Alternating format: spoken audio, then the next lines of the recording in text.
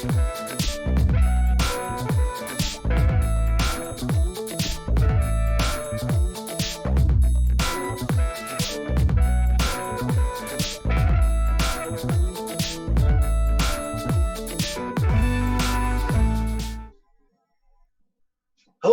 and welcome to the League of Extraordinary Atheists for Humanism, where we attempt to apply logic and reason to religion and politics.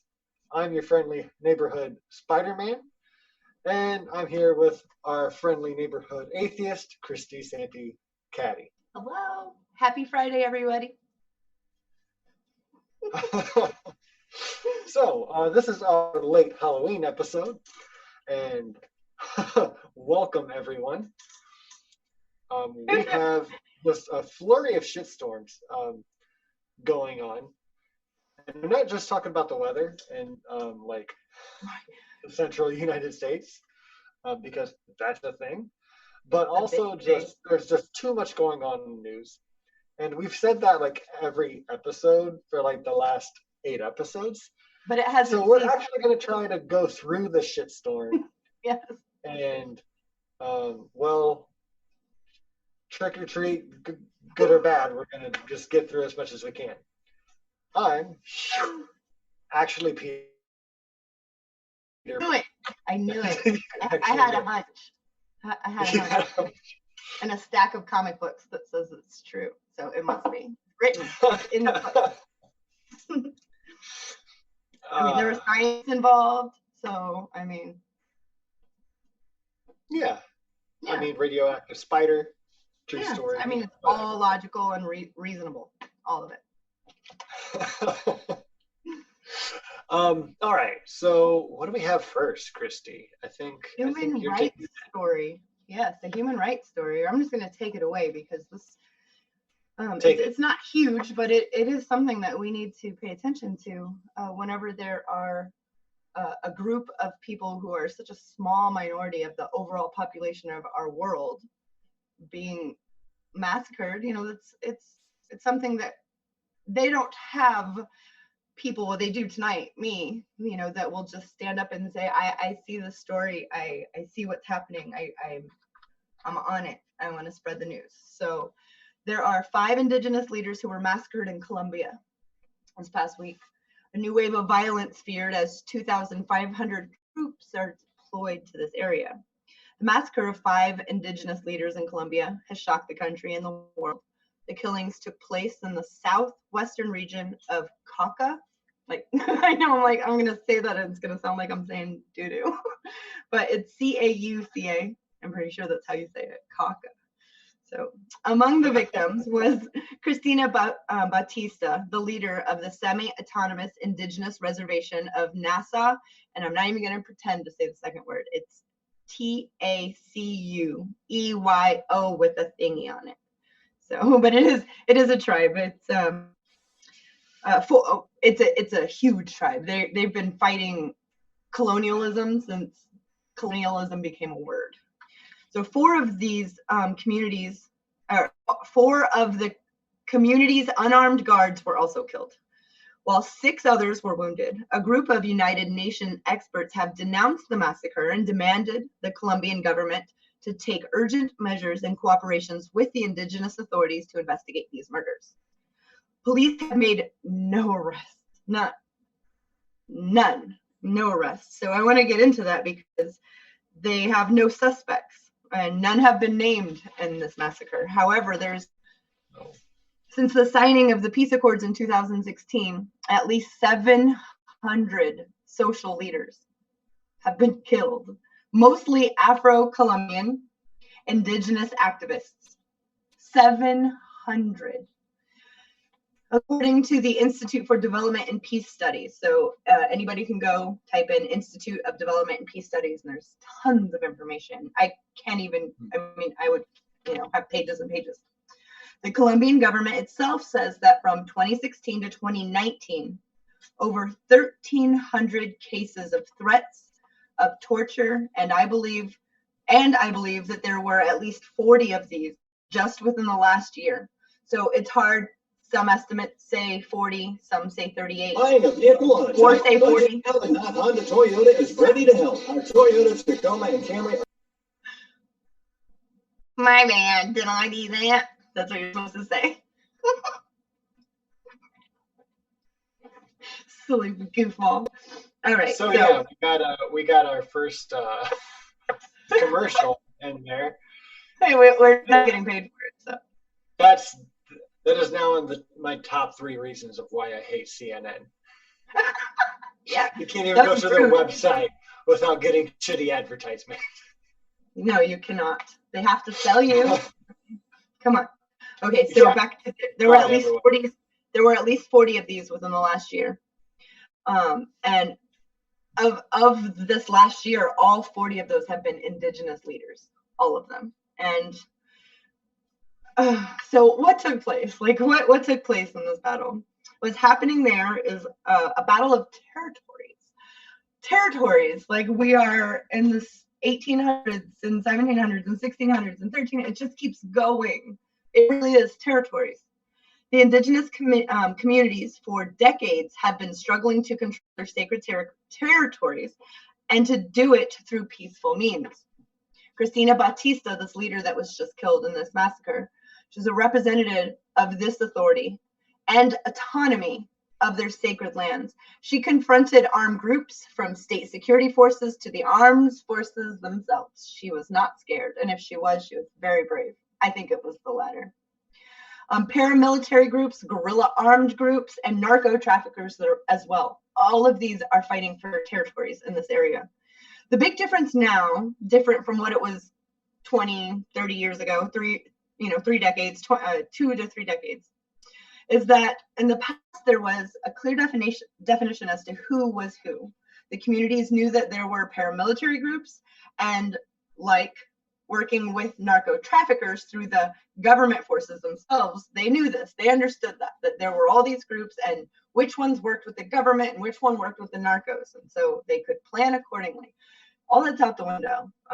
Money corrupts, utterly corrupts, and that's what's going on. Now, what they have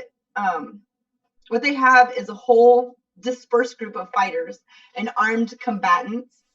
There are like 6 or 7 different groups that identify as dissident groups.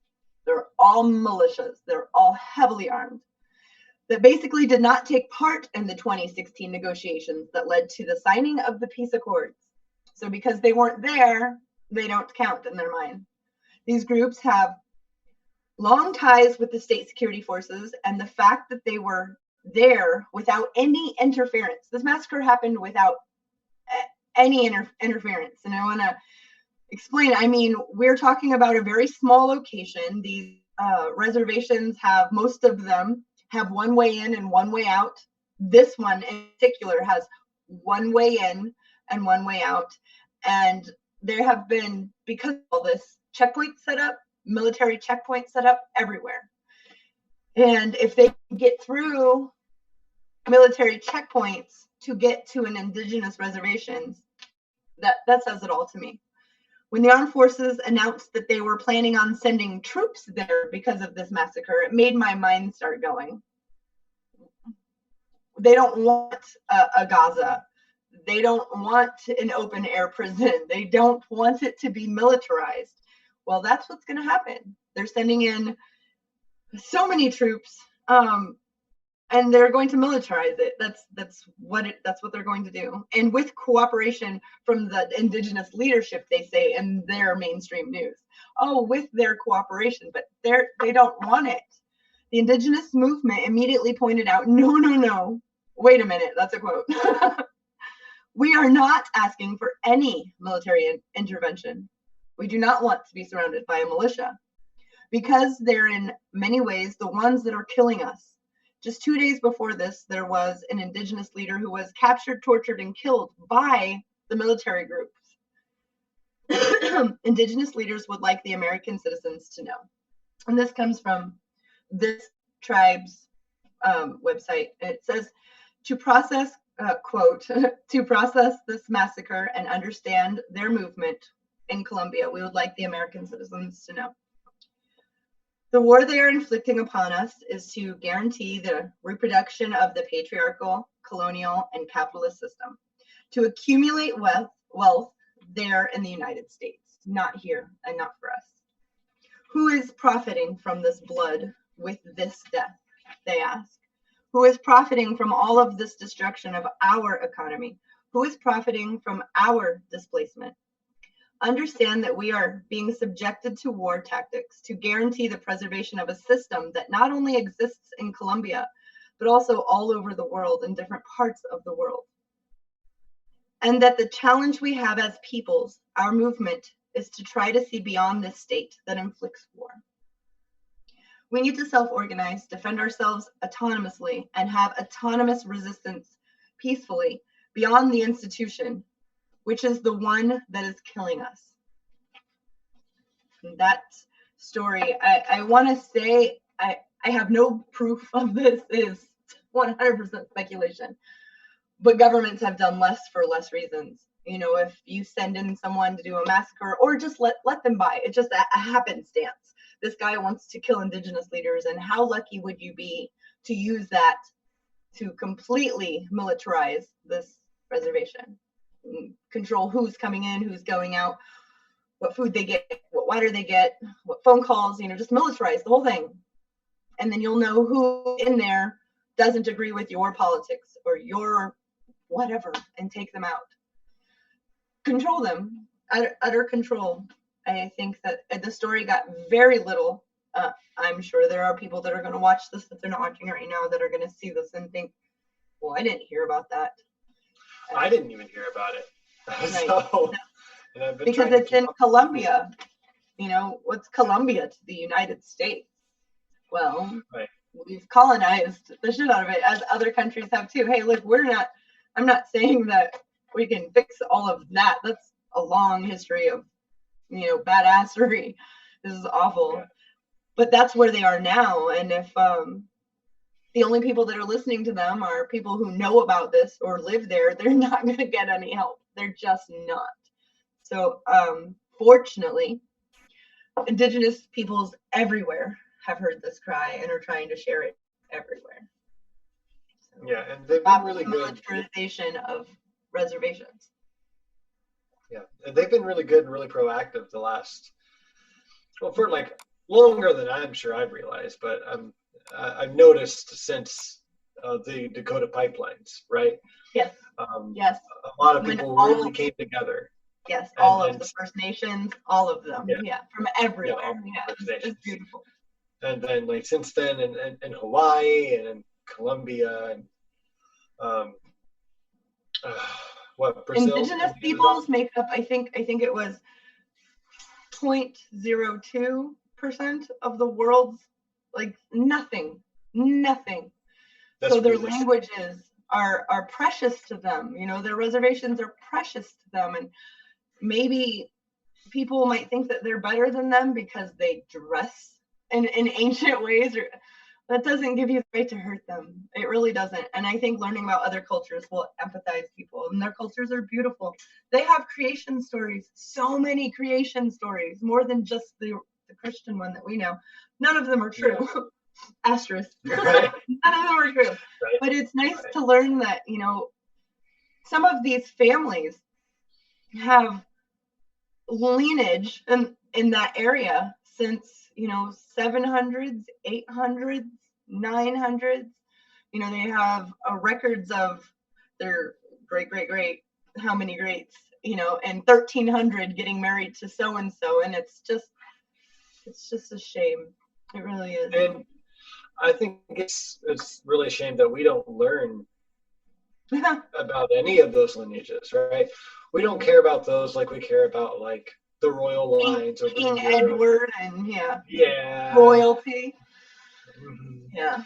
And you know, just like our American history, you know, the one that we use to overshadow theirs, we don't learn about any of it.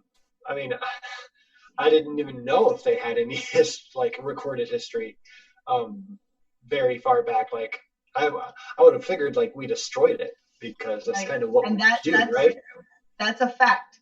Many places, many tribes are gone. Like there's no one left. There's not even a person left. Yeah. And all of their belongings are gone with them. The ones that we have left did go through that. You know, moving from Florida on the Trail of Tears, you know, you could only bring what you could carry, and so much has been lost to their detriment. And colonialism benefit. And ours. You know? Definitely, I think. Yeah, when we, because depending on how you look at life and the living, I mean, when you look at us as a human race, well, then we just lost our culture, right? Our customs culture. Definitely. I feel that. Right. So it really is sad. And it's kind of sad to think throughout the millennia, just how many cultures we'll never hear about that are just gone, like that predate like our modern history, you know, because we like to kill each other and like wipe each other out completely off the map. We've done that for thousands. We like to own things and make things ours and then control them and benefit from them unjustly for decades, if not life, and then pass that entitlement down to your children, and that's how we get that. Right. Well, now it's mine because I gave it to them. It's mine because Daddy gave it to me. It's a common thread. We all know it. But I think it's a little extra important to talk about, especially in this show, because we're atheists, right? So we really do appreciate their religion because it's part of their culture, right? We want to understand and appreciate like their culture, and religion really does make up a lot of people's cultures. Like we can't help that; it just does. It's worth talking about. It's not worth believing in. You know, we don't really ascribe to that, but I think it is worth appreciating and talking about, understanding a bit. And I always like to, you know, still give that caveat. I'm an anti-theist. I think it's a net negative, but it's part of our history, regardless, whether or not I like it. And I like to understand our history. If we just completely ignore it, then you're missing a big chunk of history and the bigger picture of everyone else's life. So it's a gift. History is, it's not even an obsession. I just love learning about all of humans are an amazing creature. We're the best at cruelty. We're the best at empathy. You know, we're the best at taking care of each other and loving each other. We're the best at hurting people for no other reason but to hurt them, not to gain food, like, you know, other animals would do. Almost like a cat. How cats will play with the lizard even after it's like, I can't move anymore. You know, smack him. Why won't you run? Why won't you run?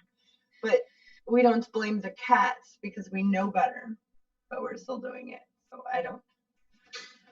It's a sad thing that they're still getting massacred at such a small population worldwide. And some indigenous groups have even smaller, you know, just a few families left. Others are flourishing and being able to teach. I just saw, I'll have to get back to you with the where I saw it, but they're democracy now. A teacher, an indigenous woman is teaching her language, as you know, they teach it in school where she lives, where she grew up on a reservation. They teach English and their particular language. And she was explaining that we, as far as military and intelligence, there's a few other areas where we still use language from indigenous because they're indigenous to our nation, unless you have somebody that speaks that. No one anywhere else, it's not a derivative of Spanish, you know, like some words in Portuguese have Spanish and Italian, some have, you know, they have little bits of each other because languages evolve. Well, the Native American languages of North America evolved within their communities. So they're a specialty of them. And so the fact that there will now be a class that she'll be able to teach people, I think is so good. I mean, that means that they're making moves, and it would be nice to be able to teach other people that that are not indigenous how to speak these languages. Because if we make it, if you say my child's in 10th grade, they're learning French, it's always a plus. Like, oh, they're learning another language. That's amazing. I agree. It should be like that with all languages. All languages should be seen as, a gift to learn. Education's a gift. So more would be better than none. Yeah, absolutely. All right. Well, let's move on. Did you have another? Yeah, for politics, I just was going to cover the teacher strike, which is a really short story. Yeah, go for it. Just the facts, man. Yeah, has it been going on for like a week and a half, 2 weeks now? Yes. It was 11 days, and I'm very proud of that. Every day I was checking in. So the teacher strike is officially over after 11 days. Negotiations lasted several hours, and labor union members were split on whether or not to agree with the city of Chicago to approve. 7,500 public school workers with the Service International Union, who had been striking, also settled earlier this week. And caveat, not only did they settle with the city, they went back to the damn picket lines. They're done. They gained nothing by being there. But they went back in solidarity with the teachers to stay for their fight. That's awesome. Makes me all warm and fuzzy. Yeah, I like that a lot. I love that they stayed through Thursday.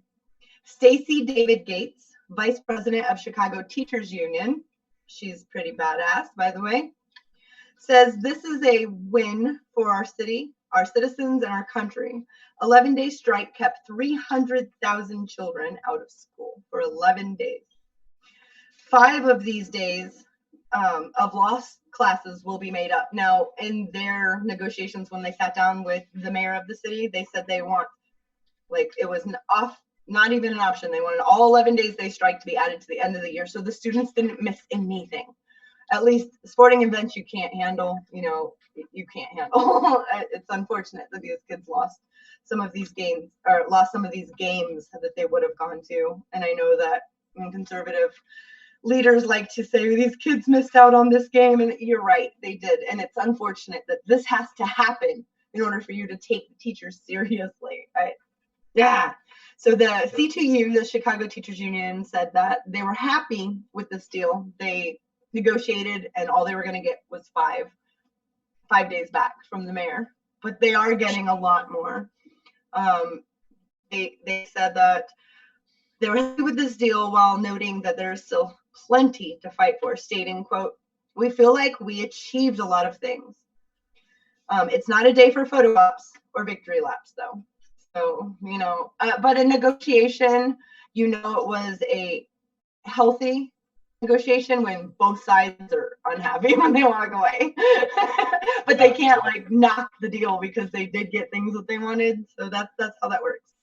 Teachers in the nation's 3rd largest school district in the country went on strike over several issues, from class sizes to inadequate protections for immigrant students. Chicago, you guys are rocking. As part of the tentative agreement Thursday, the city agreed to install a nurse and a social worker in every school. Cap class sizes, provide a 16% pay increase over the next 5 years, and more. So, wow, doing it. Yeah, I can't believe that they didn't have nurses in every school. That blows my mind. Maybe I'm right. What? Yeah. Is it because of the color of their skin? Is it because of the majority of the families whose children go there you don't like or approve? I don't know. That blows my mind. I was fortunate that there was a nurse at the schools that I went to. Maybe there's just no nurses in Chicago. That's probably an argument, right? What about social workers? I mean, I agree. Every school should have every school should have a social worker for every grade. The 11th grade social worker, the 12th grade social worker, because there's too many kids and they need a lot of attention. And I think that's what public money should go to. Our future children are our future. Sounds like a corny line or a bumper sticker, but literally they are our future. And it's investing in them is the best way to spend public funding. Yeah. And then I do have one more. It's Max Blumenthal, but we can touch on whatever you would like. Well, that is the next on our list anyways. So yeah. let's just go right into it. Max Blumenthal. So let me say what I know real quick. Just to give you like 30 seconds of not leading. And then you can take it right back over again, because I don't know a lot on this. If you don't know who Max Blumenthal is, he is a journalist. He has his own, I don't want to say network, he has his own show on YouTube and an own website. It's called The Gray Zone, or The Gray Zone Project. Both? Yes? No? Yeah. He does a lot of on-site journalism. If you're familiar with who we've talked about before, Abby Martin, he does a lot of similar work. Like, he goes to other countries where we usually just get the propaganda news from it, like something that's kind of fashioned towards us and kind of helps the military industrial complex. But he goes to like Venezuela, and he actually sat down with Nicolas Maduro, actually sat down with the leader of that country and interviewed him. Now, that doesn't mean he's the only one who got any kind of truth out of that situation. No, but he's the only one who got the like legit his side of the story. The only person that I saw sit down with him and actually have an interview. And that's awesome. Again, that doesn't mean he's got the legit side. I think he's got a pretty legit side. But he does. But yeah, he does. He usually does. But he gets the other side of the story, which we usually don't get in mainstream news. Same thing with Israel and Palestine. Same thing with the Venezuelan. He just got back from Syria. Yeah, he just got back from Syria. Spent some time in Syria. Yeah. So he really is an amazing journalist. Never heard of him. Please ask us more questions, like, for us to give you information. And you can look at this stuff himself.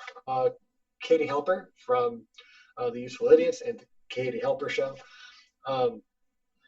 She made a good point on their Rolling Stone podcast, I think yesterday, where he has a lot of facts in his reporting, like a ton of facts. You may disagree with the way he kind of puts the pieces together and how he concludes everything, but you can't disagree with his like on the ground material and his facts, because like they're rock solid. No one that opposes him can even argue with like the facts he brings to the table.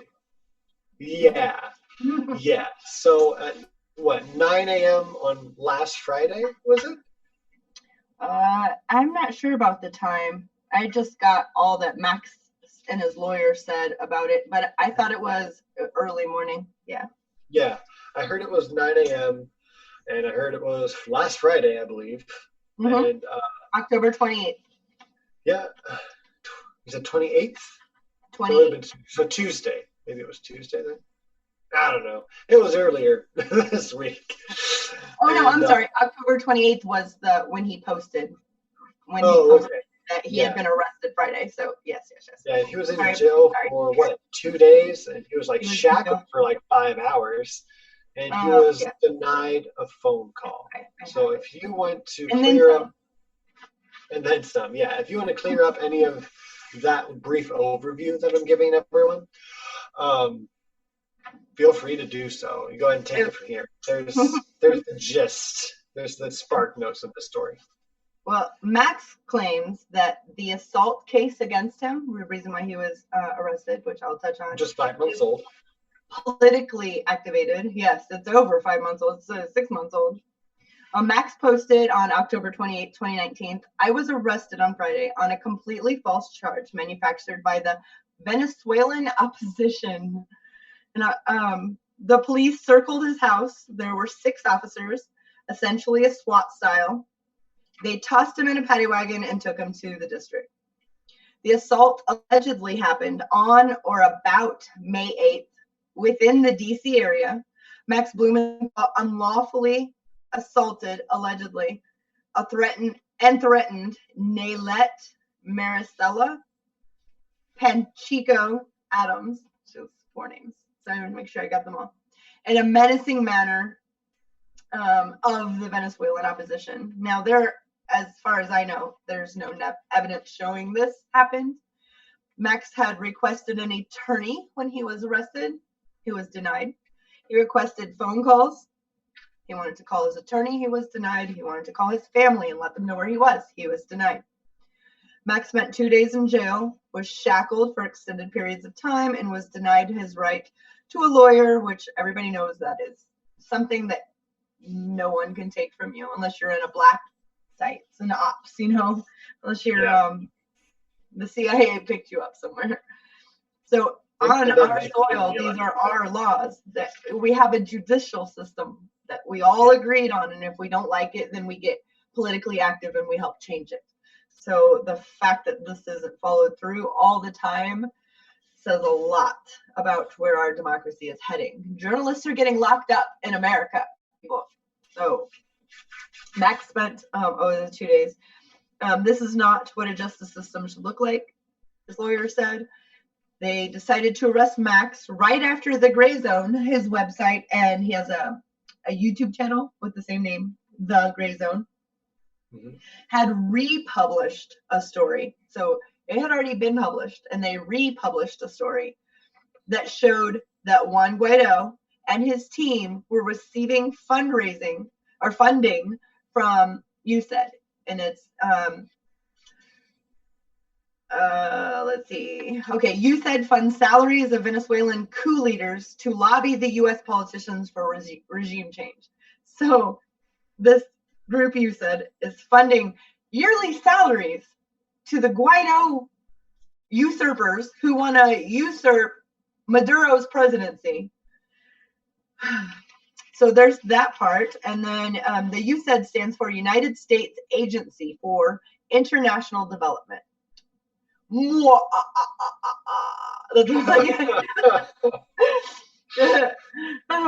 So are these two things related? Max publishes his video and then he gets arrested for something that happened over 6 months ago. Is it retaliation?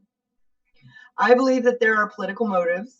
How else does one explain a case that is brought 6 months after the fact? And Max was picked out of a lineup. He was number 6. She spent no time looking. She knew who he was, or she knew who he was looking for. She walked in and said, when she got to him, she didn't keep looking. And I don't know that for a fact. I'm just reading secondhand. I wasn't there, but that she spent no time. She was like, well, you did. That's the one. And, maybe she remembers his face in the fight that happened. But if I was getting the way that they're saying it happened was him and other people, where are the other people then? Beat the crap out of her? Yeah, beat the crap out of an old lady. Yeah. My mom's age. Which is strange. Mac has been critically reporting inconvenient facts about powerful people, both inside the U.S. government and abroad, all in the U.S. interests. So people that know me, and back when I did the American, 15 weeks American history, American interest, that is code word as Western civilization is for white people. American interest is code words for corporate interests. What the multinational corporate, office wants, what is in the best interest of corporate America. So, when you start doing that, journalists are supposed to be critical. I don't know about you. I think that they should be critical. I think that they should ask the unpopular questions. I think that they should be able to have their freedom for asking those questions, or you're infringing on more than just, the First Amendment. And I don't think that any journalist should be retaliated against for speaking out, even if I disagree with what they have to say. And that is exactly what this looks like to me, retaliation. Washington has been asked about this case. but has yet not responded. So. Yeah. Can I jump in here real quick? Because I want to. Okay. Because if there's anyone here who's watching or watching later, hi. And you didn't see the video, like anything more than 25 seconds of the protests at the Venezuelan embassy. Right. Yeah, it was crazy. It was absolutely insane. You really need to go back and watch as much as you possibly can. And like I said, like don't settle for anything that's like less than 25 seconds because that's probably bullshit. Go to Code Pink. Go to Code Pink. Code Pink is probably the best thing to go so to. much information about that particular Washington, D.C. Because they were the ones on the inside, right? Embassy. There was Code Pink. Well, yes. Yeah. From day one. Yes. Yeah. So and Code Pink is anti-war. Yeah. They're anti-war. And for the reasons that any mom would be anti-war. The good reasons. Yeah. So let me give you a quick breakdown of what it looked like to be on the I don't know what opposition would be. The right side of this issue. Yes. So on the justice side. Yeah, on the justice side. The people who were it was their job to be at the Venezuelan embassy, they were kicked out by Juan Guaido's henchmen, basically. And I'm saying it in a dark way.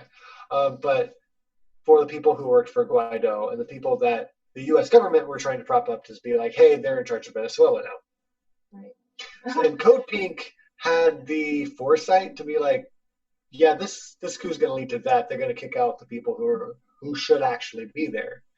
So they got permission from Venezuela's president. From the actual leaders and actual leadership. And they went in, they just did a sit-in, basically. They occupied the building.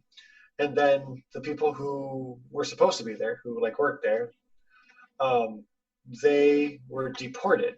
They had to go. They left, and that's fine. So when Guaido's people go in to take over, Code Pink kicked them out. You know why? Because they could. They were allowed to. They kicked them out. They couldn't come back in because that's the law. Right. So we kind of went the shitty legal way to get the right people out, but then they couldn't kick the people out who were sitting in because they're American citizens. And they had permission from the Venezuelan government. Yeah, they had actual documentation that they could show. To show that they could be there. And Juan Guaido's people had no documentation. And they couldn't have done anything when they were in there. Like they couldn't have helped with visas or anything. They couldn't do anything legally like they that. Could do shit. You know, and why would you go to an embassy? If you're a Venezuelan American, why would you need to go to an embassy? For your visa. Yeah. You know, that is the most common reason. And they would not have been able to make anything legitimate. You would have had a fake passport. It would not have been legitimate unless you were flying into a port that Guaido's henchmen had a hold of and could control, because if you flew in, you wouldn't make it past the airport with a Guaido passport. So no, you couldn't. So there's just a tidbit. The main tidbit there is that Code Pink could stay. Yeah. They kicked out Juan Guaido's government because he literally legally couldn't be there. So if that tells you something about the American side, those protests, when that happened, that's when Guaido, I don't want to say a cheesy word like activated, but that's what he did. He called, activated every Republican Venezuelan American who would take money or come out of patriotism. You know, they fled Venezuela. Only the people that could afford to fled Venezuela because they weren't fleeing. They were fleeing not being able to have control over the resources. So they fled, and they live among us, and they want a puppet in their own government. These people that showed up to protest against Code Pink, against the president of their homeland. I don't care what your politics are. I agree with you. Say I don't like Maduro at all. I want him out. There are still laws. We are still a people of laws. We follow them because we want to be grown up. We want to handle things correctly. Well, the laws say then you have to vote him out, or his term's up and the next president gets elected. You can't just usurp.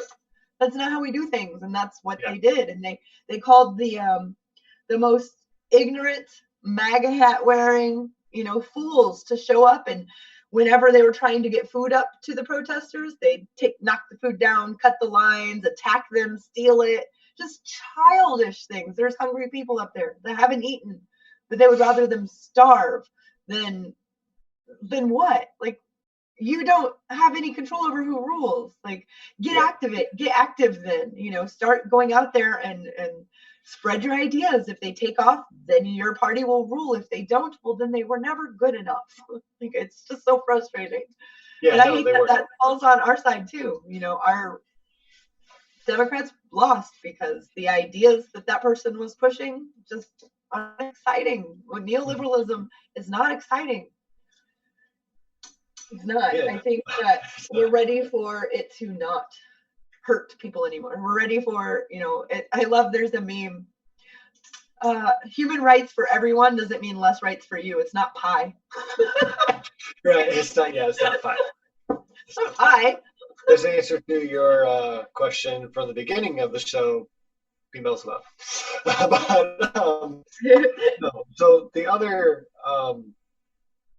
little bit of information I wanted to share, just to kind of like fill in a little bit of blanks and where all of this really stems from, where this arrest warrant came from, because it was nasty outside. One like older gentleman. He was the leader of Veterans for Peace. Veterans for Peace. Yes. Yeah. He tried to throw food up to people at the window. Bread or a cucumber. It was a cucumber. Yep. He tried to toss it up to a window, and they attacked him. And it wasn't the protesters who attacked him. It was Secret Servicemen. Yes. Like wearing Secret Service jacket, like they were real Secret Servicemen. Yeah. Yeah. Things in their ears. Yep. Yeah. They not only did they just tackle him down, they put him in a shoulder hold. They broke his face open against the sidewalk. They really messed this old guy up for throwing a cucumber. Veterans for Peace, people. Veterans for Peace. Like the president of Veterans for Peace, right? What's wrong with you? Yeah, he was in the really 70s. Awful. If you showed any kind of support there, even the protection was awful. So and who loves the troops? I mean, who loves the veterans? Like really, you love them when it suits your political need in a sentence. Yeah. No. Yeah, you need to be more principled on that. But I felt like that was important to say in case you missed all of that when we were covering it and when everyone else was covering it, because they brought this charge from over 5 months ago when this was happening. And they said that Max Blumenthal was beating up this old lady for some reason, or it really doesn't matter why. He was there just trying to get food to the people inside. Mm-hmm. And to report on it. And just to report on it. He doesn't want to be part of it. Camera on him. Report on the news. Right. What's he gonna say? Cameraman, don't shoot. I'm gonna beat up this lady real quick. There were cameras everywhere. They were catching things. They would have shown that if that had happened. You get Max Blumenthal hurting a lady, it would be everywhere. Are you kidding me? Then they could discount all of his ideas, all of his criticisms. They could just throw them out because he beat up an old lady. Oh. Yeah. The fact that they have it means they don't have it. He's released already. Yes. They have shit. Yeah. They have shit. So 2019, United States of America, October we're locking up journalists because we don't like what they say. Change my mind, I guess. Fight me, because that's what I see. I see retaliation for someone who is speaking truth to power, and they don't like it because he has the receipts. Yeah. The only argument I have for you, Christy, is I watched the Rolling Stone, the Useful Idiots episode today with I can't even say his name, but it's up here. It's John Kurekokal. I can't say his last name, but one of the CIA whistleblowers. Yes, I know who you're talking about. If you talk to a journalist, you could be locked up anyways. So this isn't really something super new. It's just, it's the next step. But they already did that to the U.S. didn't do it to Julian Assange, but kind of world powers are shifting to this next move. Okay, so for me, that's all I have there. Is there anything you need to add to the story? No, I'll definitely be watching this story. I think that it's critical. It's critical. It is. That's scary. That's something that happens in other countries, and our mainstream media like to capitalize on it. Venezuela's locking up journalists. We must invade. Just name a country. Cuba locked up journalists. We must invade. Russia. When Saudi Arabia does it, nobody talks about that. Russia. Oh, Russia's locking up journalists. We must invade. Yeah, the Jamal Khashoggi thing really drove me insane because everyone I talked to didn't care because he wasn't an American citizen. I'm like, he was an American resident. Well, he wasn't an American citizen.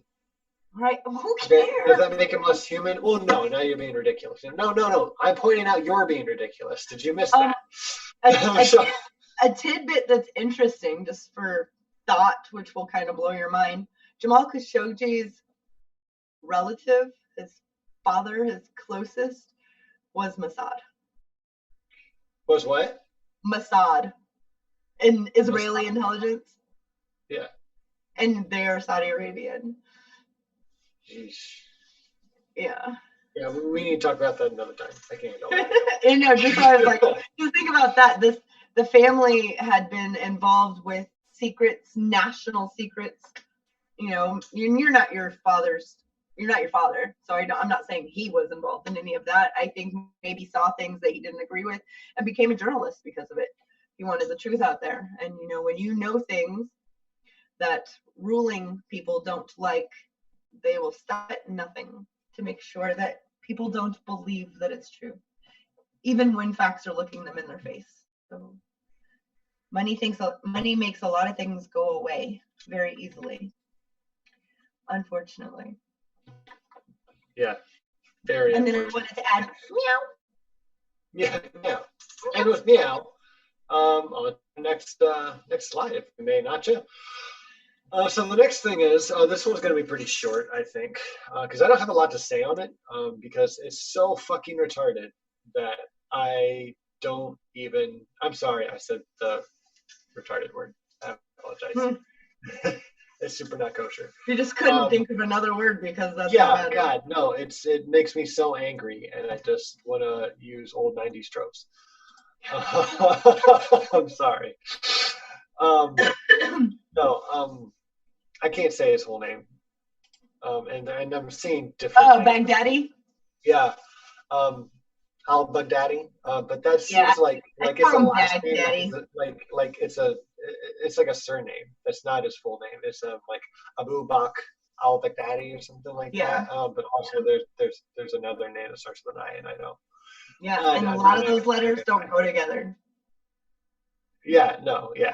I'm like, but not for us, anyways. I can't. We're I too wish white. that I was able. Yeah, it would be cool to be able to speak a Middle Eastern language fluently. It'd be cool to be able to speak me. Yes. But anyways, he was the founder and the leader of the Islamic ISIS. ISIS. I like calling it is. I want to take them a little more seriously than that. I call Toledo Toolido because they don't take it seriously. That's really good. But I feel like ISIS needs to be taken a little more seriously than Toledo. Yeah. A little. Anyways, that said, this whole thing's weird. This whole thing's weird because he's the leader of ISIS, so it's a big deal that he's been killed. He's not just dead. He's not just deceased, as what the Washington Post just basically had it like an obit, like, oh hey, this person died, whatever. The scholar of Islam or what of like Islam or whatever. I'm like, oh, but that's a weird way to put it, isn't it? Mm-hmm. It's almost funny, but it's also like, what? That's you know who this is, right? Anyways, sorry, I'm gonna stop with me just being confused on camera. It's just so strange. So he was killed, and I'm gonna get to the annoying, stupid part of the story. Where hold on, this is the 8th time or 7th time he's been killed, right? No, I didn't. Yeah. I heard that the Islamic State confirmed that it's like. Yeah, I really believe this time it was different. It really was. I followed it every time he's been killed, and every time he's been killed, there'd be a multitude of sources of sites putting that information out, but not all of them, and then corroborating that it is. So, yeah, I mean, you can go on YouTube and type in his name and then death, and 2011, 2018, I mean, just all the times he's died. Yeah. Yeah, wow. And from some of them from legitimate sources, like, and I do believe he's dead this time. But then again, I mean, maybe we'll get it next time, folks. No, but so the thing that's really annoying me is that obviously, if you haven't guessed yet, hold on, type your guess now down in the chat. Underwear doesn't lie. Underwear doesn't lie. You never know. Okay, we'll see if anyone got it right. The way they're covering Trump's reaction. Yeah. They're covering his reaction because, like, I guess he found out while he was at Mar-a-Lago golfing, of course. His official home now. Yeah, his official, and I don't understand what that's all about, but if you can tell us here in just a few minutes, that would be wonderful. Like why that is, but so he hears about it. He says, "Hey, big news is coming," and then he goes and takes like a fucking photo to make it look dramatic when he found out. It's like why? It's already big news. You don't need to go take a photo of like, what'd you say? No, this is weird, and people are freaking out about it because one, it is weird. It is weird. It is stupid. He didn't need to do any of this. He didn't need to make it some publicity stunt. Well, there are a big part of his base that get off. I mean, they really get off on the murder. Right. So yeah, he's capitalizing on his non-achievement. Just like he said when Obama's administration captured Doo-Doo Head, Obama didn't. SEAL Team 6 did. You're damn right, SEAL Team 6 did. So this time it's the same, bucko. Yeah. And I guess in the picture that they took, you can see it's pretty goofy. The wires aren't even plugged into all the computers like on the table. Like they half-ass tried. They mostly just wanted manufacturing. Yeah. Manufacturing consent across the board. Yep. Hey, your camera went up. It just fell. I think it got tired. Yeah. Oh. I just can't do it anymore. Even your camera, like, oh. All right. Stop talking about this. Rolled its eyes. No. So that's what's really grinding my gears about most of this. It's just they're obfuscating like the actual story to just focusing on how stupid Trump is, but like we already know that. Yeah. We already know that. Yes. Please stop. Tell us what happened. Let's focus on. Apparently he was whimpering and crying, and Trump used an astrologer to, or a gypsy to tell. I don't know how he found this out. His Secret Service don't know how he found this out. Yeah, he said something about this guy spent his last few moments alive and complete and utter like fear. He was so scared. He knows we're going to get off on that. Yeah. Because it makes us seem like strong and makes them look so weak and like terrified. It makes you just like, as bad. Who cares? Like, it makes you just as bad. Yeah.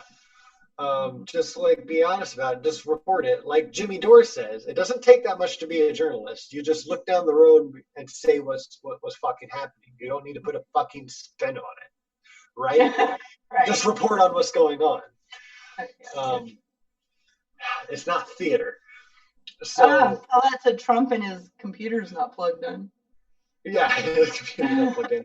It is to him. It is theater. To him, this is all a long 4-year contract he signed to do, like a reality show, White House Apprentice Live. And I can't wait for Bernie Sanders to go on the "You're Fired" tour. I'm just saying. That's really funny. No, but and this just keeps going down the rabbit hole, and it gets redundant. Yeah.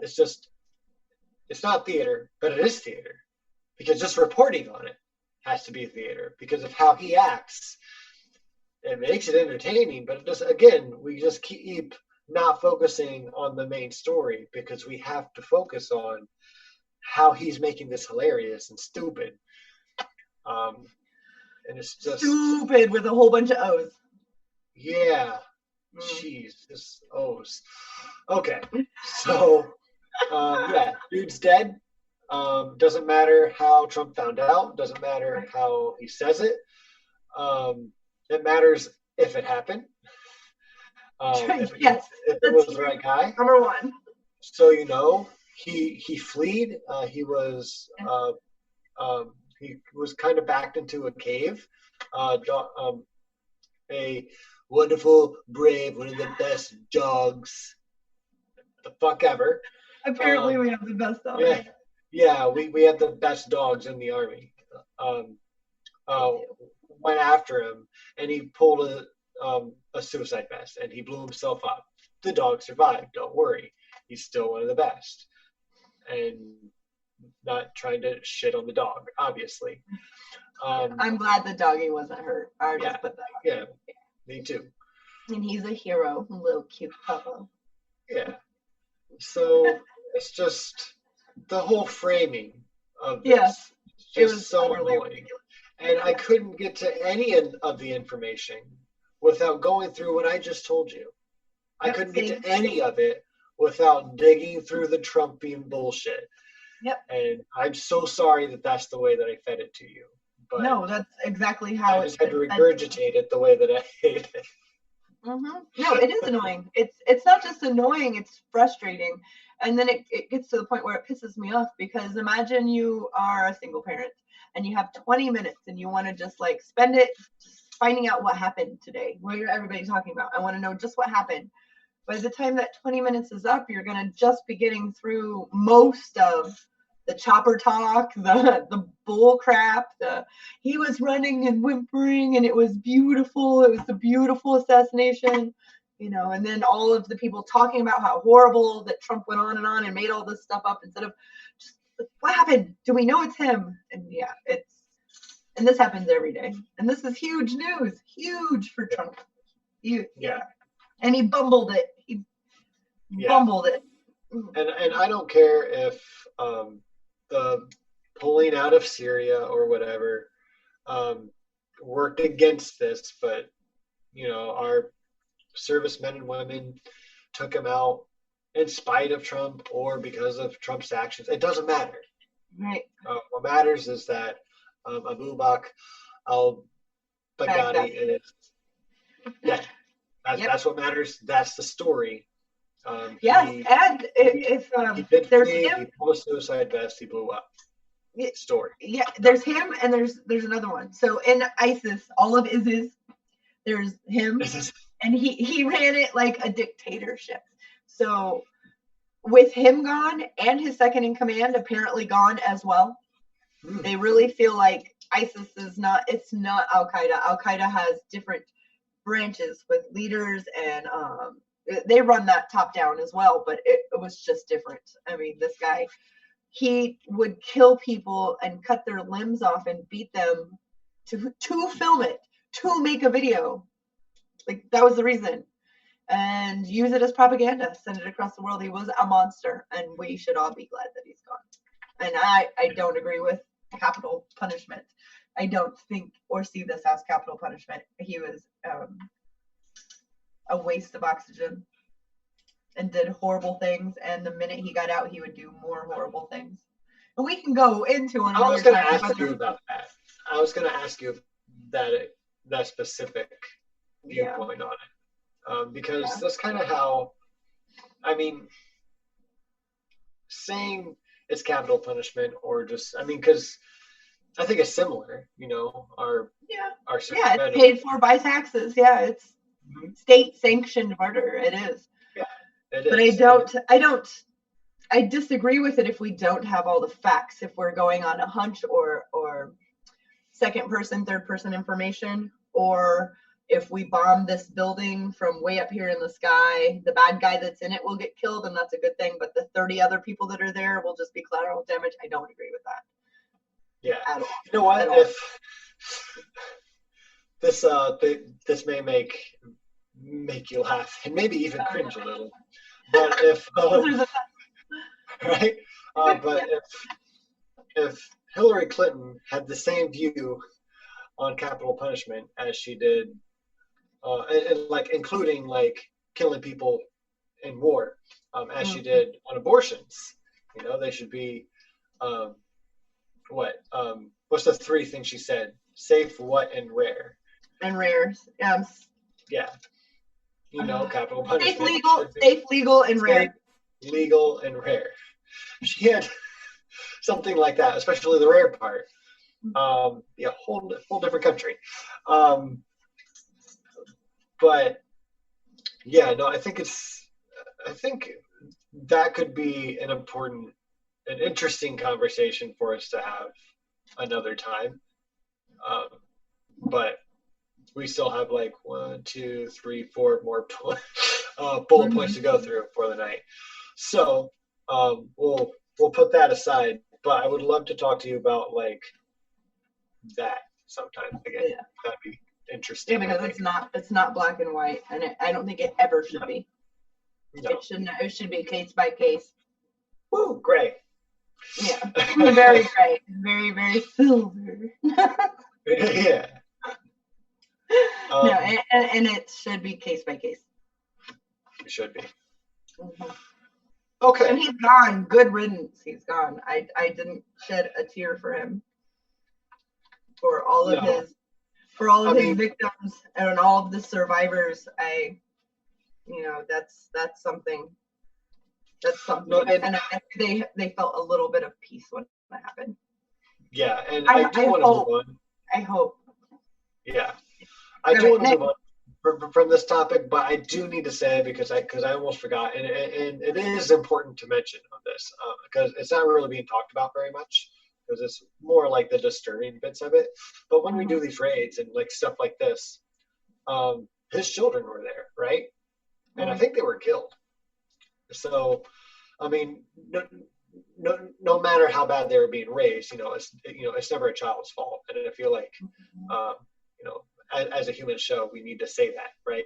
We need to point out that one, it happened. Two, that's awful.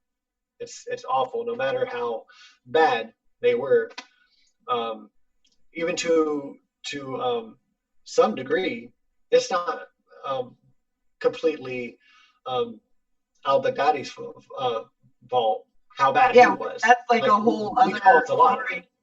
He did cause a lot of it. And, there are people who say, but we made him like that. And I have to say, his stint in the Abu Ghraib, Bakr. the black, the black site where all the torture came through. That's where he was held, and he was innocent. They had the wrong person, and he got radicalized inside there, and then we had to set him free because we tortured an innocent person. Well, now he's got something to prove, and maybe, you know, everybody said that before that happened, he was always a little weird, but he wasn't cruel. Right. But I mean, when we do shit like that, and then 90% of our drone strikes end up targeting, end up targeting civilians. 90, that's a lot of people that we radicalize, right? Yeah. So there's definitely some fucking gray area there, and it needs to be said more often. And if it offends someone, it should. Like, if you say that to someone and what you're saying offends them, just tell them, no, yes. It should. I'm glad it offends you. That just says that you have moral fiber. Right. We can be offended at this together. I don't want to tell you this. Someone fucking has to say it. So, yeah. That's my last bit on that. Yeah. So, moving on to much lighter topics. I love her. I love her. I love her. You love her? I love her. I know we mentioned this last week, but AOC, she endorsed Bernie Sanders a little over a week ago, which was awesome. Rashida Tlaib has also officially endorsed Bernie Sanders, and Ilhan Omar did over a week ago as well. And they are getting some backlash, especially AOC, since she's like the head of the pack, you know, the one that they all focus on. The leader of the pack. Break it down, Christy. But yeah, so she's been asked by multiple news anchors and just people on Twitter and Facebook, why are you supporting an old white guy? Did you talk to Kamala Harris? Did you talk to Elizabeth Warren? Yep. It doesn't make any sense whatsoever why you would endorse an old white man. Yeah. Old white man. And I mean, unless ideology matters, right? Policy matters. Policy matters. Policy does matter. And policy first. Policy first. Yes. I think that's the most important thing. And if I could pull it up real quick, if you want to talk for like 30 seconds while I pull up a picture, that would be great. And that's why they call him the leader of the pack. I'll just sing a song for you. Probably I won't do that. You're never gonna get monetized. No, I think. Christy, stop singing. My dad. I'm sorry. I think policy is so important, and I love that we talk about that and agree. When you know the facts about how policy works and who gets to say and who gets to make the laws and how the whole business goes down, you see how important it is to have a say in the drafting of the policies that rule over us. So I don't care what letter is after your name. I don't. I really don't. It's just always seems to fall that I'm more aligned with the progressives, my morals, my ideas, more aligned with a Bernie Sanders outlook. I'm more left than he is, for sure. But I don't think that there is another candidate that is more policy proven. We have the data than Bernie. I have some criticisms. I'm sure if anyone looked into me, they'd say, well, what about this? And it is what it is. I think that pulling up the things that he's done bad is going to be a list very small compared to the things that he has done in the 4 decades of his being a civil servant. And so for me, policy is first and foremost. And I can't even tell you how important that is. Like, there are no words to express how important policy is. And when we stop bullshitting around and talking about you'd rather choose an old white man who ruled over us and colonized us, so you're going to use that rhetoric, then stay using that rhetoric across the board, not just with one person. Because I agree. However, when you have substance and your actions back up your words, then it doesn't, he's not just an old white man. He happens to be an old white man who has fought on the right side of history every single time. He changed himself between two black women and said, if you're going to pick them up and arrest them, you're going to arrest me, during the civil rights. So to say that I'll just use it for myself. If someone were to tell me that I must be sexist or against feminism for choosing Bernie over a female candidate, why choose Bernie? I've heard it said, why choose Bernie? We have someone just like him who's a female, but she's not just like him. She's not. She followed a lot of the things that he built the road for. Now she's traveling on that road, putting potholes in it by leaving huge parts out of policy that are filled in on Bernie's road. When it comes to Medicare for all being a single payer, Medicare for all who want it, call me a fool, but that doesn't sound the same. You added some stuff to that. By adding something to the title. Yeah, you added to the title and took things out of the policy. So got to be aware of that. Classic politician. Yeah, I don't like that. Nobody likes that. And I think that's another reason why I do like him, just because he's not, when someone asks him an absurd question, he goes, all right, I'm here to talk about, he's not polished, or he doesn't pivot or change he answers the question and moves on. If it didn't work, we try something else. I like that. Right. All right. So I found the thing I was looking for, and this is genuinely my favorite tweet that I've seen about. Actually, it's like my favorite tweet in a while because I kind of hate it.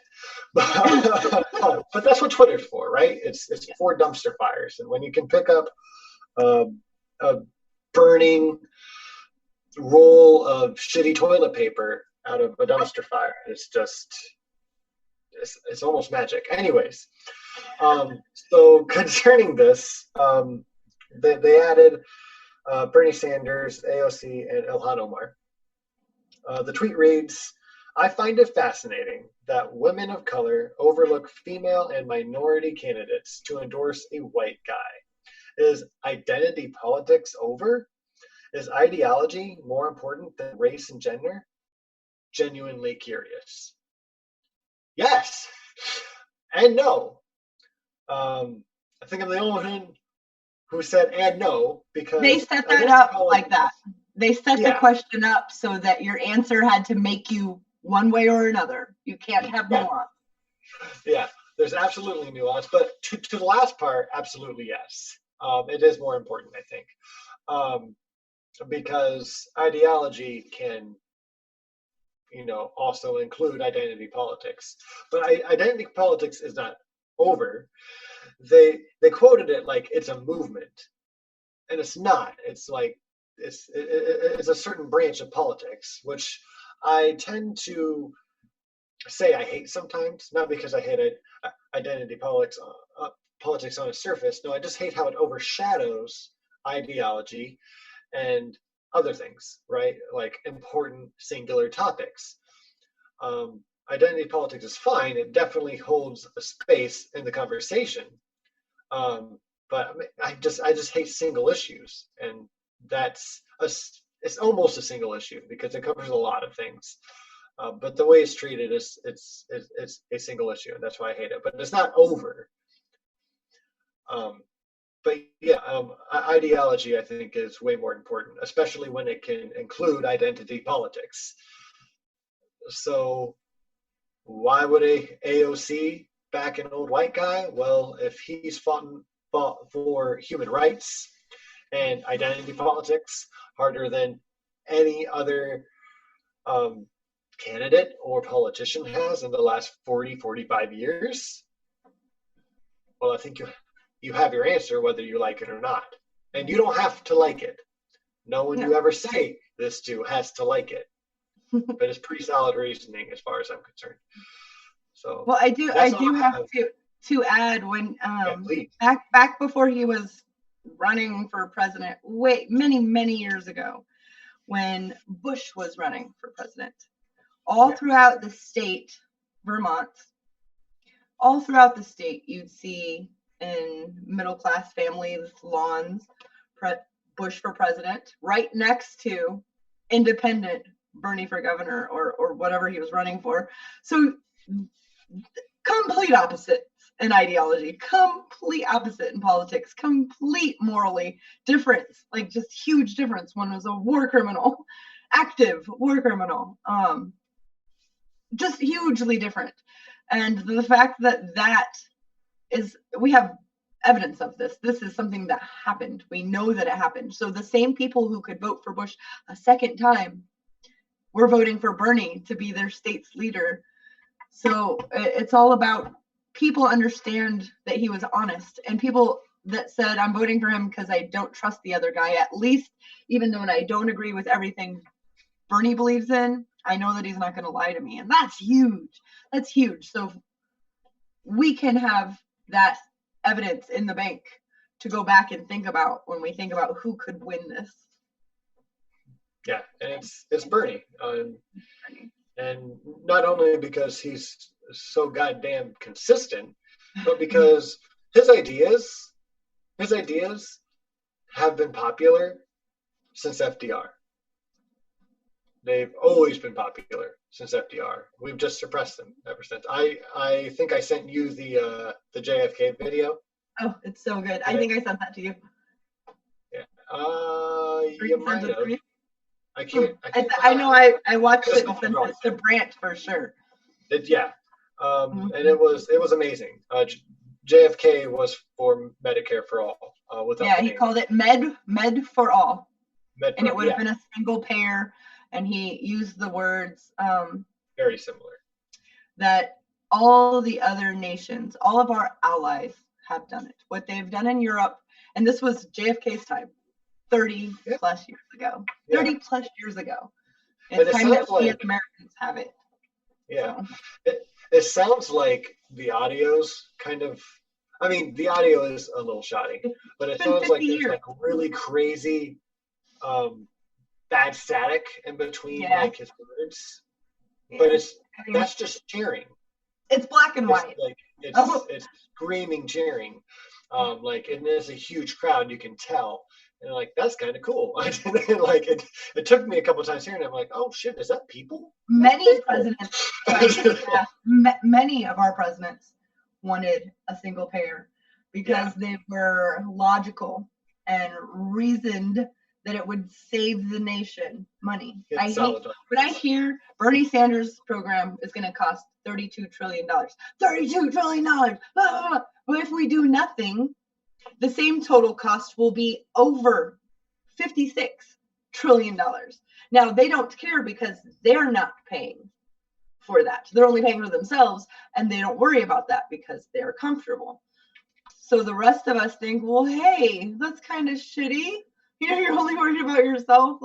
Why not, you want to unify the nation. What would unify the nation more than taking away everybody's worries about medical? When every other nation that I could think of as being a safe democracy to live in, they've done this 80 years ago. I think it was 1912 for USSR when it was USSR. I mean, come on, people. Yeah. Controlling what a nation sees, hears, reads, and learns that's power. And what we've had taken away from them is that, because we all have access, to our phones, to our computers, to the internet.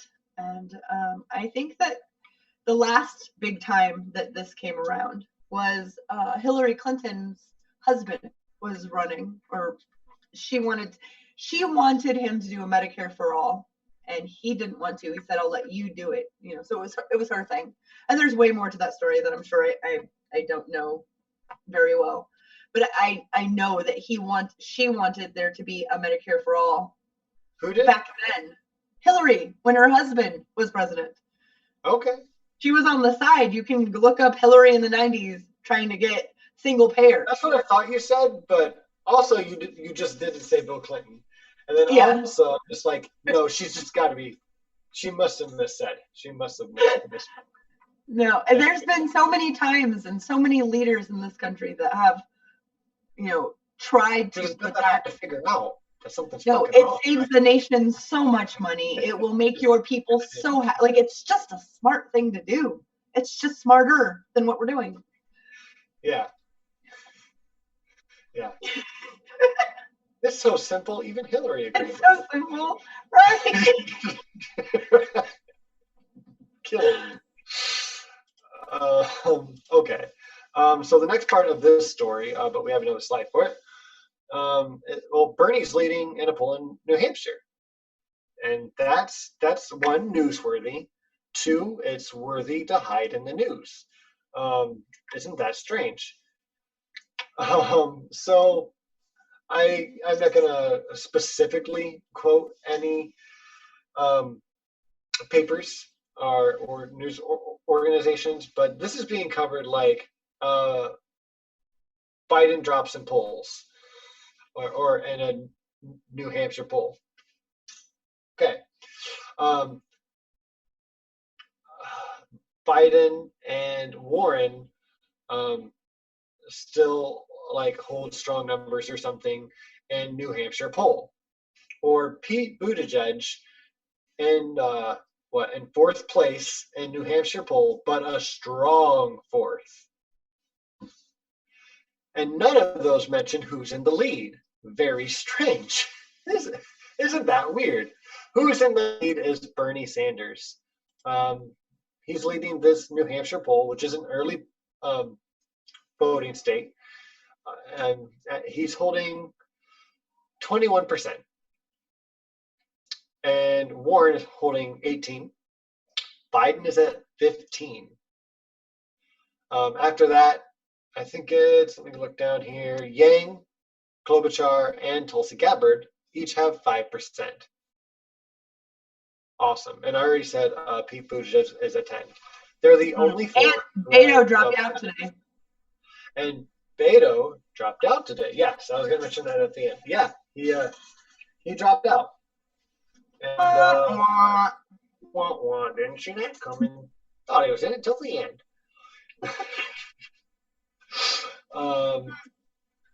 It's okay. Not many people lost their investment. So, I mean, he could have gone through the next round of fundraising, raised a whole bunch of money, and then dropped out. I'm really excited for this part of the election. I'm really excited because more people are going to start dropping off. And I was hoping it was going to be like November 1st, like, all right, new month, and we're going to, check out our priorities, and we're going to start dropping out now. But I'm super excited to not only see who drops out, but see who drops out and see who they endorse. I am very excited because those who call themselves progressives, who should they support, right? Who should they endorse? Obviously, they'll probably endorse Elizabeth Warren. If they endorse Joe Biden, it's going to be hilarious, and people are going to know not to give any of their endorsements any credit after that. But what they should do, obviously, is drop out and endorse Bernie Sanders because of how they probably screwed him over last time. Right. Right. And the fire on the ground level is for Bernie. Yeah. So if you want the power of the people behind your candidate, then you get the candidate that creates the most fire. Then but not in the literal California way. But we'll get to that later. So I don't have a lot more to add to this except the way they're covering it is bullshit. But what's new? Agreed. And just kind of on his face, it's pretty easy to say. He's at 21% in this poll, and it's an important poll. And that's awesome. That's awesome, and I'm hoping to see more stuff like this. And again, Beto dropped out. Robert dropped out. Roberto. That's how he would say it in his non-Hispanic accent. Yeah. It's okay. It's all right. Yeah, no, it's fine. It just reminds me sounds better anyway. Peggy Hill from King of the Hill when she speaks Spanish. Good stuff. Yeah. Okay. Next thing. BBB. Big bank bailouts. Yeah, I'm excited to hear what you have to say because I've been so busy with these 3 stories. I don't know anything about it. Yeah. Honestly, I don't know a lot about it myself. But Jimmy Dore just did another bit like yesterday, talking about the big bank bailouts that happened back in like September, and they continued until October 10th. Like I think it was like September 16th when they started dumping like $75 billion a night. Oh, okay, yeah, I know what you're talking about. Just the weeknights. From the Fed into the bank like trading system that they have going on, where they borrow from each other. Yeah, that's what it is. Yeah, and it's just it's crazy. It shouldn't surprise us. It surprised me when it happened.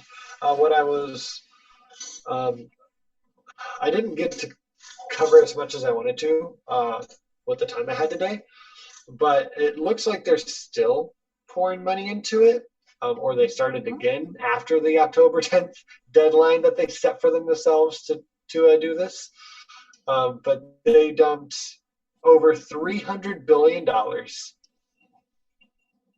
into the banking, like trading system, where they just lend to each other, and they just print the money. They just print the money and they throw it in because that's how you fix things. Now, the thing that really pisses me off about this, besides all of it, is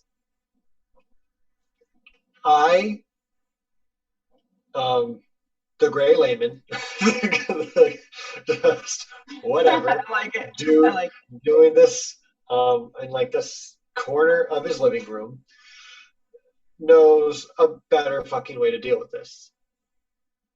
And I don't have any college degree. So you print that money, go ahead and do that. And just, if you want to bail out the economy, say it that way, because that's what people are worried about, right? Whether you're at the high end or the low end. You give that money to the people who owe banks. You give that money to the people who have loans. You disperse that $300, $400, $500 billion to just the people.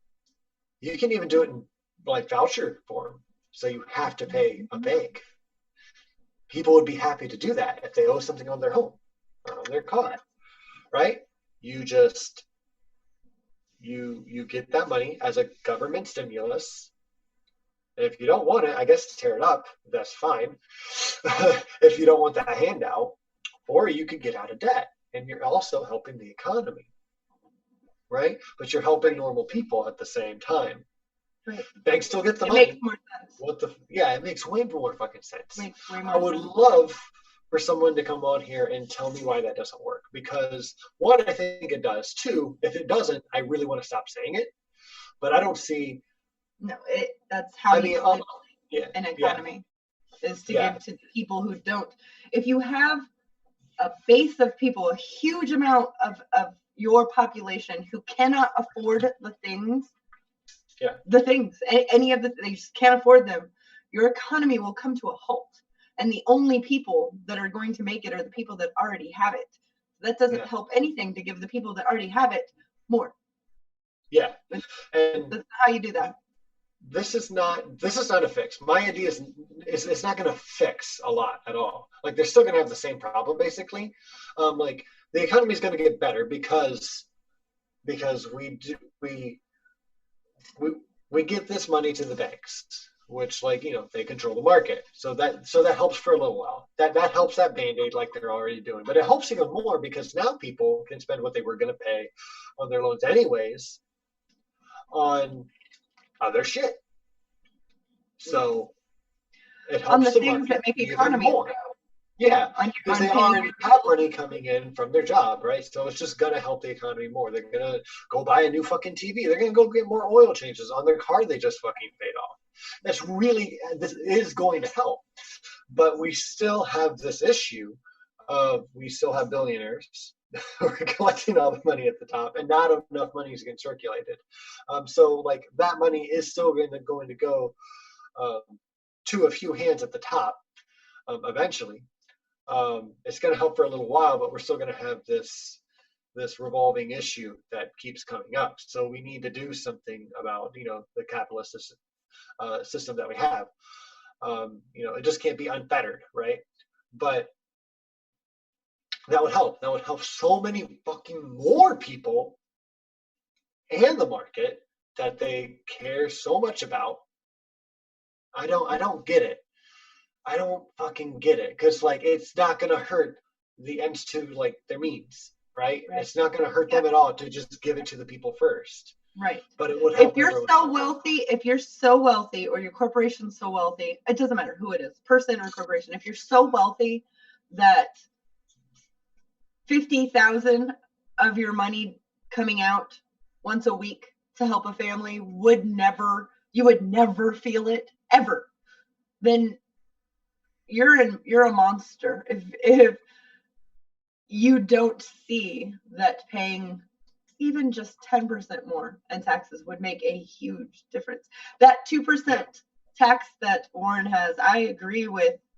It's over a certain amount. It's that first 55 million and one, right? Yeah. And one, right? And everything over that, we get 2 pennies out of every dollar. You're not going to feel it. I know that's a big chunk at the end of the year, but most people don't live by the end of the year. Most people don't make enough money to do their finances yearly. They make enough money to do their finances weekly, or if they're fortunate, monthly.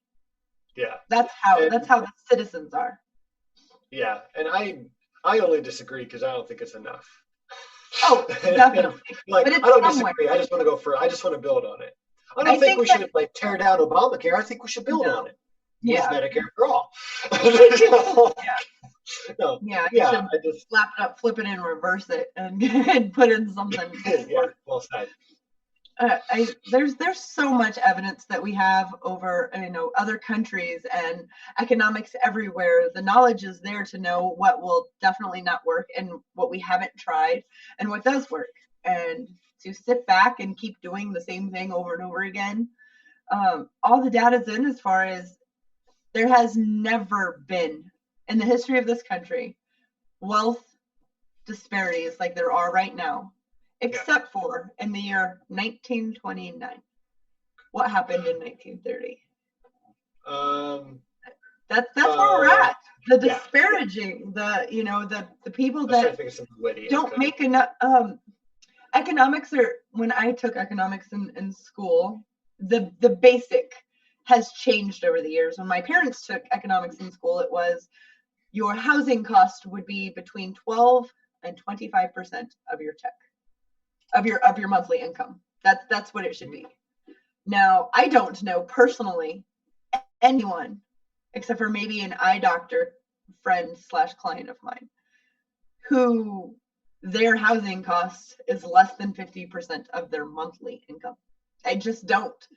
It's 50% or more. I know people that their rent is 60% of their monthly income, and they still have all these other bills. They'll never be able to get ahead because they're always behind. Right. And they're not bad. They work their asses off. Yeah. Yeah. 2 jobs, working their asses off. I think that it's time acknowledge that it's just not fair.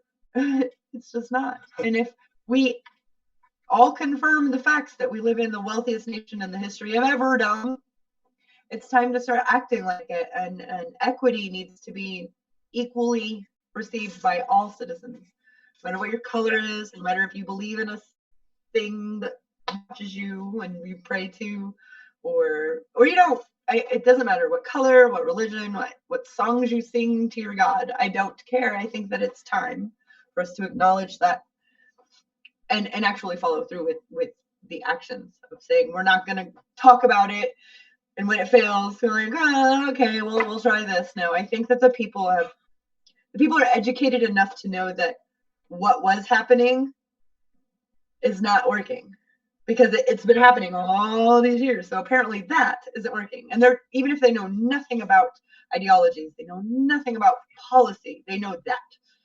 And that will make people get out and vote, especially if you can volunteer for a Bernie and make phone calls and let people know. Or whoever. No, yeah, well said. Yeah. I just would like, once again, to ask everyone to join me in being pissed off for the next couple of days whenever you think about this and think we have a good idea. Why the fuck isn't anyone acting on this good idea that is so goddamn simple? Please stay pissed off about that for a little while so I don't feel like I'm alone. I really appreciate it. And if you have any holes in that argument, again, really, really want to know. I really want to feel like they're not doing this for a reason. I would almost be happier to know that they're not just pure evil. Reason. Yeah. So please. Yeah, it's scary to think about. If you have anything, I'm at Gray Skeptic Mac on Twitter. Please DM me, talk to me about it. It's driving me fucking nuts, and it has since the middle of September. So, message me. So, okay. Next topic. Are you ready for the next topic? Okay. Yeah. Last topic. He's such a. It's not a typo.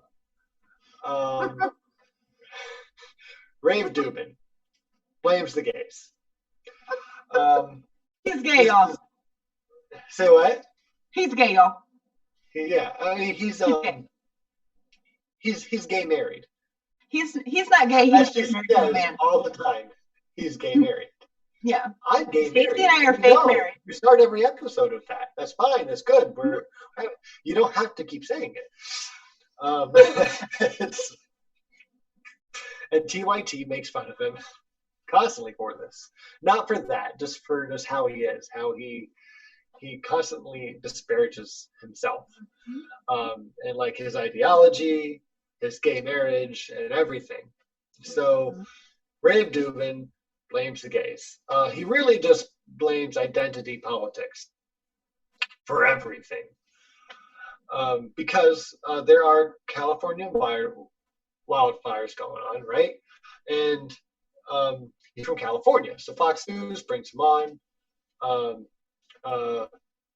Fucker Carlson does, and just to have someone from the left who lives in California who has to talk about identity politics because of his ideology, and basically has him bash every piece of that.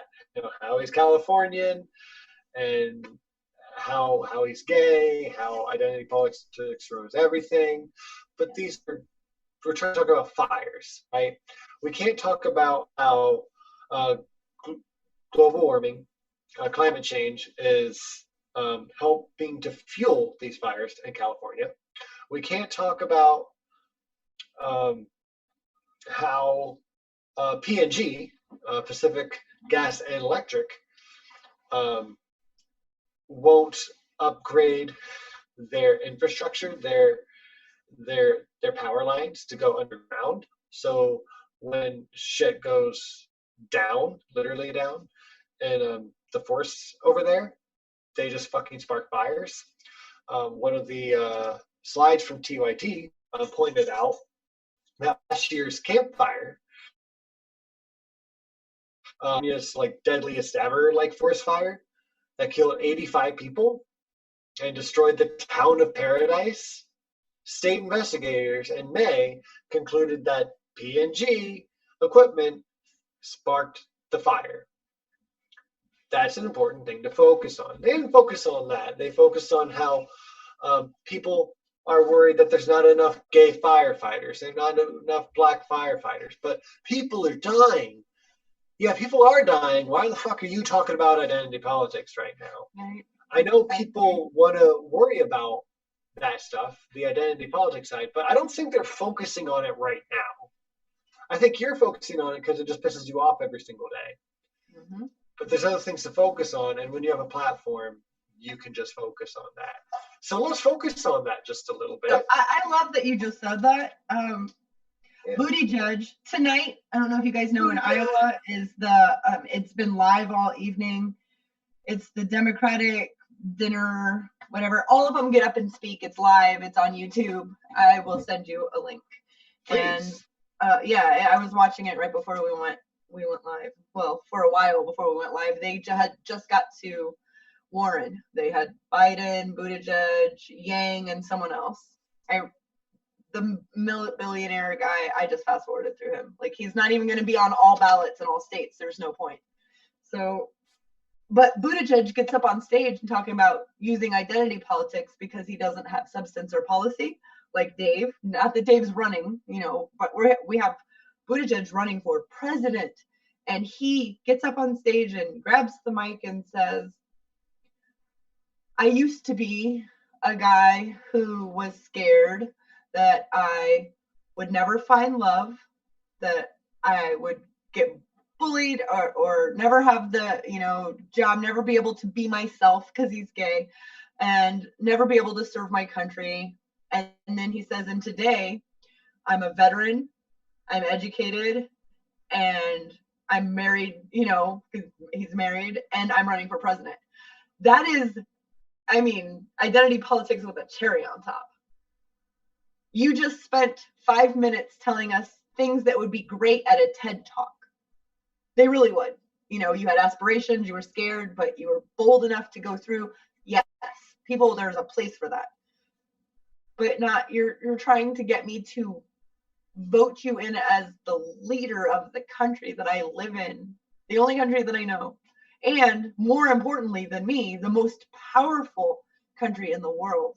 And identity politics, they do have a place. It is important that everybody be represented, but represented, not using, calling me a sexist because I'd rather have Bernie than Warren because he's an old white man, and that's the stirring the pot of dumb, dumb assery.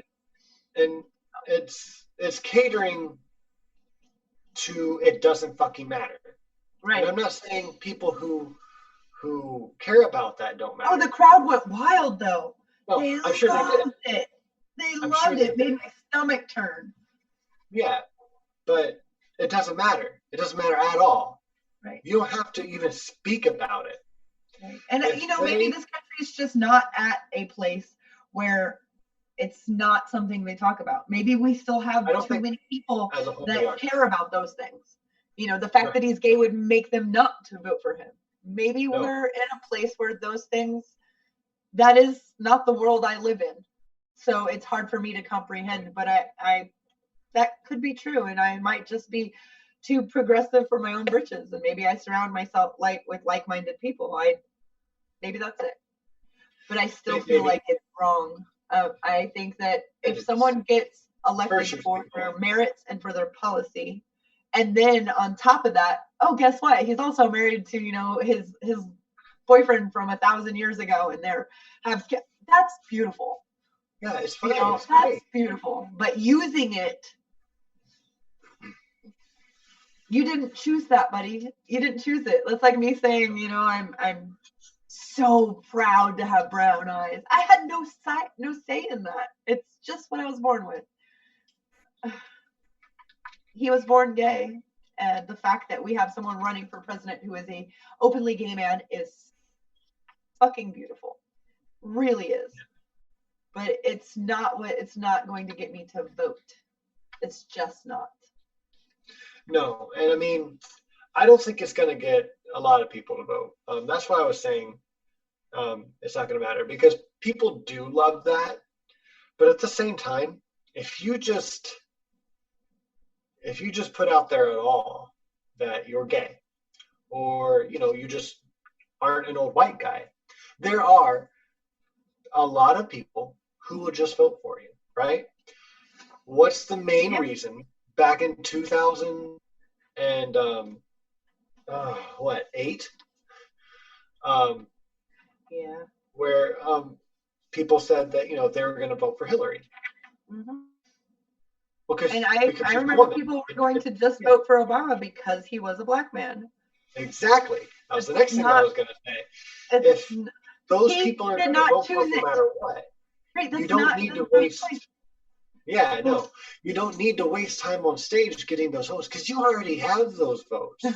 You don't need to virtue signal to them anymore, because you already have those voters. Right. And if you don't, then Kamala Harris has them. Right. Yeah. All right. They already have. You don't need to waste anyone else's time. Right. You can, if you don't like identity politics, you can bite it in the butt by just ignoring talking about it too much. Yeah.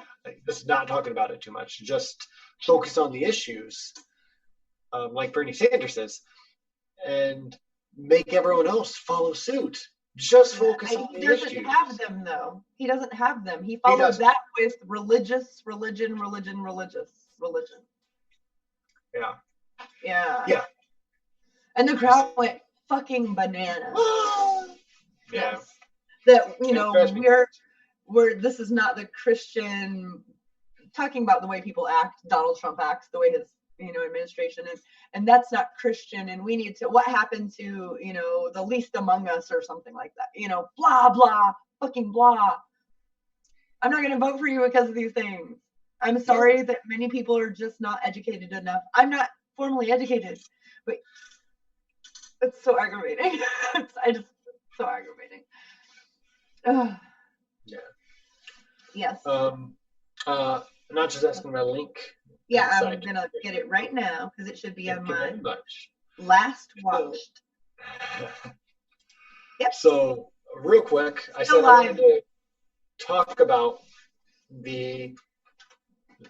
one of the issues, and it was about PNG, because again, I heard this on TYT and I thought it was incredibly interesting. I didn't fucking know about it.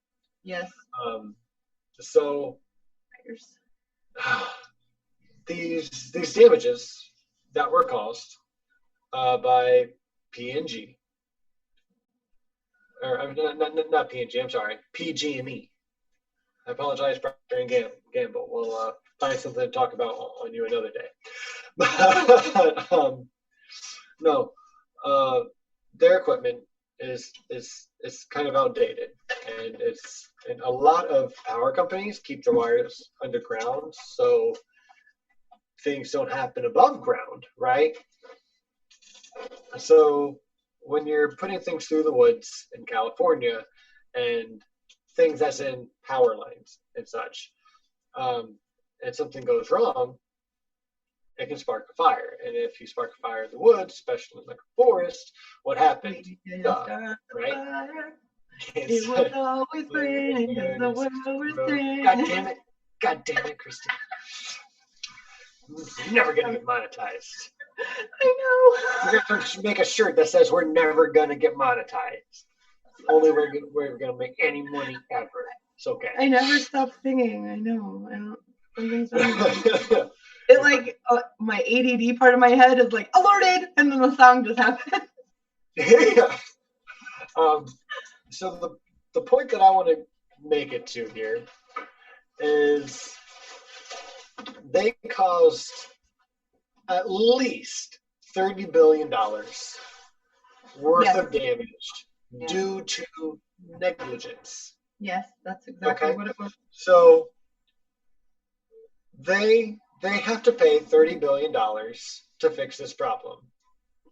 Mm-hmm. I'm just kidding. They don't have to pay $30 billion. No.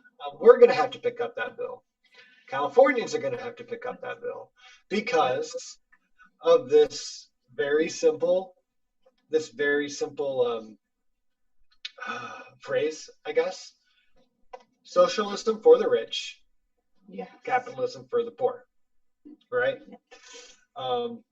They get a handout. We have to deal with their shit. We have to pay the state. Yeah, they're too big to fail, and we're not big enough to care. Their own mess. Yeah, basically. Yep. It's super shitty. Since they have money to pay for lawyers, basically, and since they're too big to fail, not just them, but kind of companies in general, and big banks, kind of like this bailout we just talked about, they fuck up. They don't know how to deal with their money or their property properly.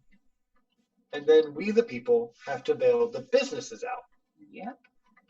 It should be the other way around, right? That's kind of what we advocate for. When society kind of fucks up, or just the economy kind of takes a shit, and it's not really the people's fault, or even if it is, we should have the government to prop the people back up to keep things healthy.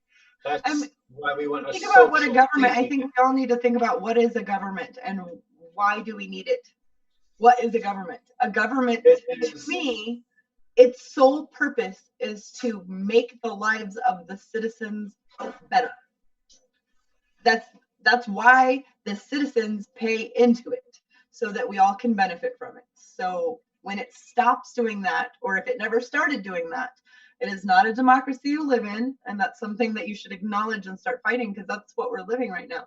When a company like this P&G, they haven't upgraded for years. Not just that, they were getting, we have laws and we have bureaucracy that has to happen for businesses, like checks and balances, if you will. And someone would come in and do an inspection and say, no, well, hand it back. No, these are the things you need to get fixed. They have enough money to pay lawyers to have that prolonged, in 6 months. In 6 months. And you know what we have? You would expect me to say nothing. People power. We have Congress. Yeah. We have the House of Representatives. We have the president. We have the government. Right. If we give that away, we don't have anything. Right? We do have something. We're just not really controlling it. We're not utilizing it the right way. That's why movements like the ones that we talk about here are so important. We need a stronger government because, to me, Christy asked the question, what is government? I would add on to that, but make it simpler. And Tulsi Gabbard says it really well. And I don't dislike it because she says it. I like it because I said it, and then I heard her say it. I'm like, yes, we agree. I love that. I love when that happens. Government is validation. It's of, by, and for the people. That's what I think. Like, that is the definition, to me, of government. It is the people. It is by the people, and it is for the people. That is the definition. So think on that as much as you can. That is my definition of the government. And so it is for us, and it is by us. Yes. And when all citizens realize, when we all realize that, no, what you just said, when we all realize what you just said, shit will change. Yeah. Just more people need to think of it that way. Because they're like, the government, no, the government, and the government's something that interferes with things in their life. They don't realize that themselves are a part of this government. This government is us. Yeah. So I want to kind of not really give credit. I'm not finding the right word. And I apologize. So to those who are like a little more anarchist, just a little bit. Yes. Just a little bit. And I don't know what the Erie Fairy says. Yeah. Oh yes. Yes. What she is. Maybe she's closer to that. Yes. For sure. But She says, well, I'd prefer less government. Yes. And I understand that. But when you take my definition, saying it is of, by, and for the people, and you really take that as like the sincere meaning, then you don't. When the regular people get out and start getting elected, when it's your aunt, when it's the doctor that you go to, when it's the principal, when it's, you know, the people in your community running to represent your community, it's different. It just is. Yeah. We've seen that all over this country whenever, you know, there's been top down, you know, bottom up change, when people said absolutely not, this is how we're doing it from now on. You know, the people have a say in everything that we do, and then it starts being different. Then you start looking at the government as, we have a government meeting, which just means meeting. When you start looking at it like that, we have a meeting where everybody sits down and talks about what they need for the year, and it has the potential to be different. I have a little anarchist in me too. I think it's important for me to always stay open. Anarchy has a lot of solid ideas backed up by evidence. So does socialism, so does capitalism. So, you know, be open to all of them, and there's nothing wrong with taking the things you like from each and doing them honestly, I would say. Yeah, honestly. And I've said it a few times here.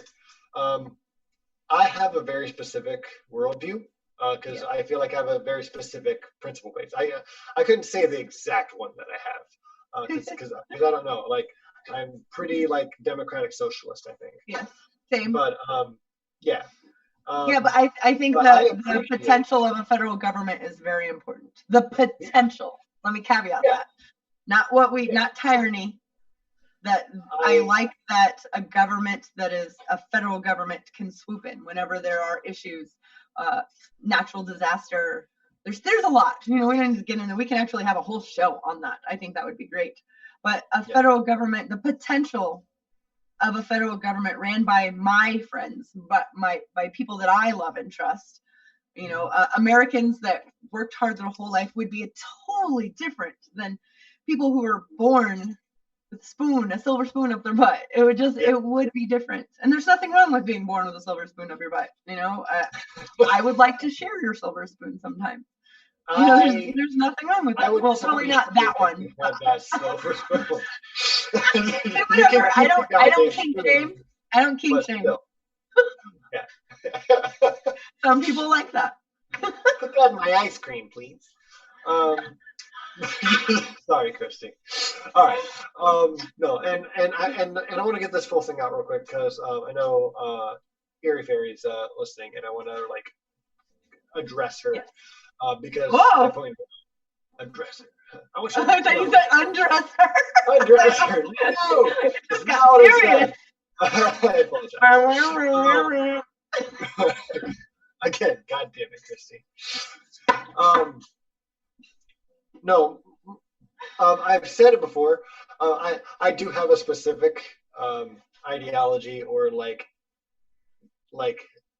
net end that I want, but I don't think that's the only one that works. American Johnson, anarcho communist. I think he has a lot of great ideas. I agree that Noam Chomsky.